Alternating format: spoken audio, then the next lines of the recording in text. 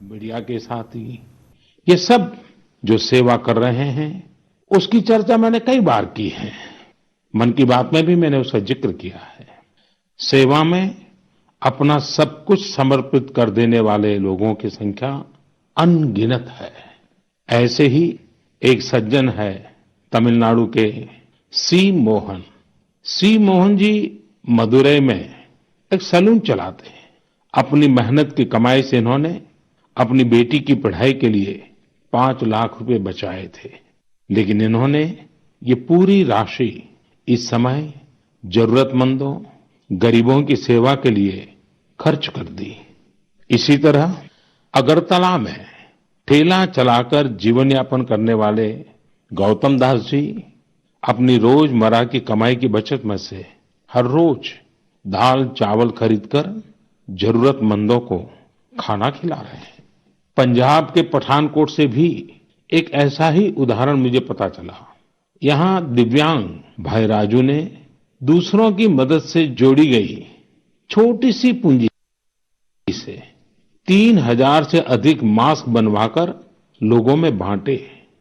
भाई राजू ने इस मुश्किल समय में करीब 100 परिवारों के लिए खाने का राशन भी जुटाया। देश के सभी इलाकों से विमेन सेल्फ हेल्प ग्रुप के परिश्रम की भी अनगिनत कहानियां इन दिनों हमारे सामने आ रही है। गांवों में, छोटे कस्बों में हमारी बहनें, बेटियां हर दिन हजारों की संख्या में मास्क बना रही हैं। तमाम सामाजिक संस्थाएं भी इस काम में इनका सहयोग कर रही हैं। साथियों, ऐसे कितने ही उदाहरण हर दिन दिखाई और सुनाई पड़ रहे हैं। कितने ही लोग खुद भी मुझे नमो ऐप और अन्य माध्यमों के जरिए अपने प्रयासों के बारे में बता रहे हैं। कई बार समय की कमी के चलते मैं बहुत से लोगों का, बहुत से संगठनों का, बहुत सी संस्थाओं का नाम नहीं ले पाता हूं। सेवा भाव से लोगों की मदद कर रहे ऐसे सभी लोगों की मैं प्रशंसा करता हूं, उनका आदर करता हूं, उनका तहे दिल से अभिनंदन करता हूं। मेरे प्यारे देशवासियों, एक और बात जो मेरे मन को छू गई है, वो है संकट की इस घड़ी में इनोवेशन।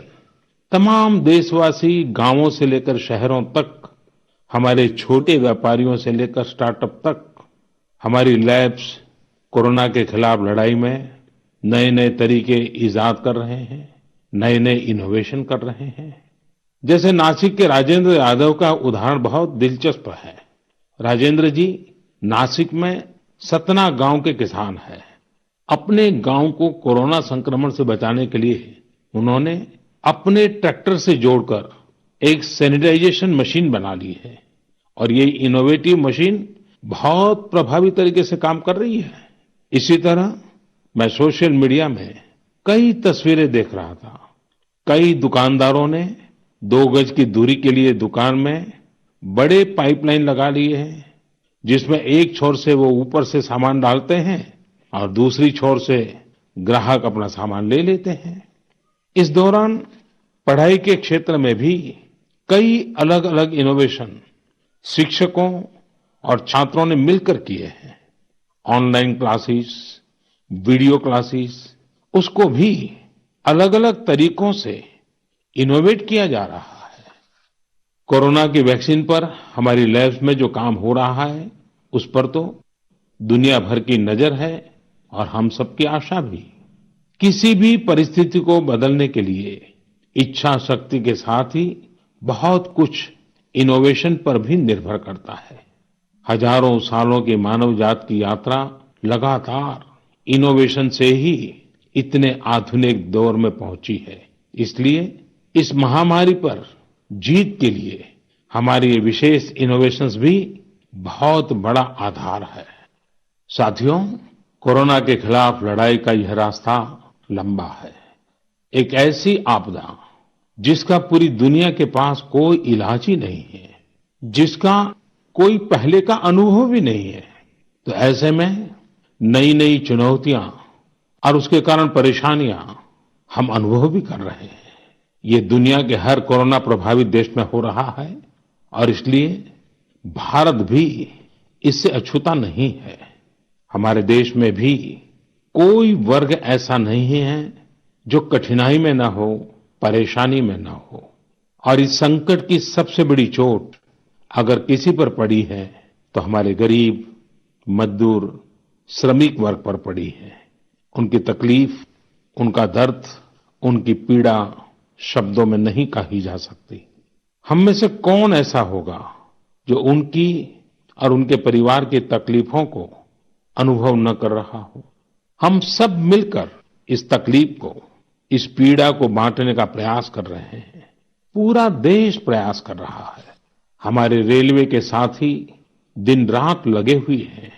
केंद्र हो, राज्य हो, स्थानीय स्वराज की संस्थाएं हो, हर कोई दिन रात मेहनत कर रहे हैं।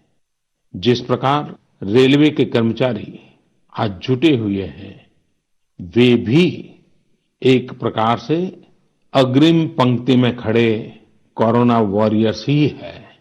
लाखों श्रमिकों को ट्रेनों से और बसों से सुरक्षित ले जाना, उनके खाने पीने की चिंता करना, हर जिले में क्वारंटाइन केंद्रों की व्यवस्था करना, सभी की टेस्टिंग, चेकअप, उपचार की व्यवस्था करना, ये सब काम लगातार चल रहे हैं और बहुत बड़ी मात्रा में चल रहे हैं। लेकिन साथियों, जो दृश्य आज हम देख रहे हैं, इससे देश को अतीत में जो कुछ हुआ उसके अवलोकन और भविष्य के लिए सीखने का अवसर भी मिला है। आज हमारे श्रमिकों की पीड़ा में हम देश के पूर्वी हिस्से की पीड़ा को देख सकते हैं। जिस पूर्वी हिस्से में देश का ग्रोथ इंजन बनने की क्षमता है, जिसके श्रमिकों के बाहुबल में देश को नई ऊंचाई पर ले जाने का सामर्थ्य है, उस पूर्वी हिस्से का विकास बहुत आवश्यक है। पूर्वी भारत के विकास से ही देश का संतुलित आर्थिक विकास संभव है। देश ने जब मुझे सेवा का अवसर